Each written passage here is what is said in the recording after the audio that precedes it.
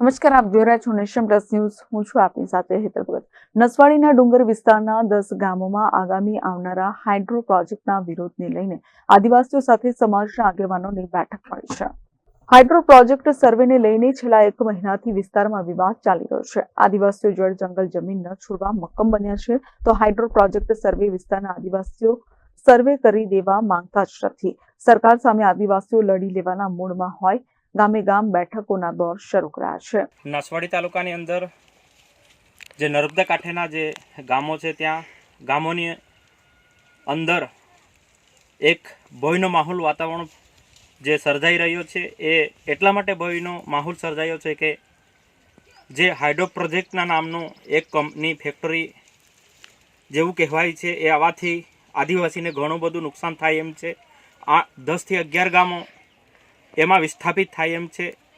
તો એ લોકોને કઈ જઈને વસવાટ કરવાના, કેટલી જમીન આપવાના છે, કઈ જગ્યા ઘર બનાવી આપવાના છે, કોઈ વિકલ્પ તો એની પાસે છે નથી. તો આ આદિવાસી લોકોને કઈ લઈ જવા માંગે છે એ ખબર નથી પડતી. અને એક બાજુ સુપ્રીમ કોર્ટ કહે છે આ દેશના મૂળ માલિક આદિવાસી છે, તો આદિવાસીને જમીન વિહોણા કરવાના, ઘર વિહોણા કરવાના. અને ખરેખર આ બહુ દુઃખની બાબત છે. આવું ના થવું જોઈએ. અને અમારી તો એક જ માંગ છે, મરી જશું પણ જમીન આપીશું નહીં. સમૂહમાં સૌ બધા વિરોધ કરી રહ્યા છે અને આનાથી બહુ ભય અને દુઃખની અંદર છે બધા લોકો.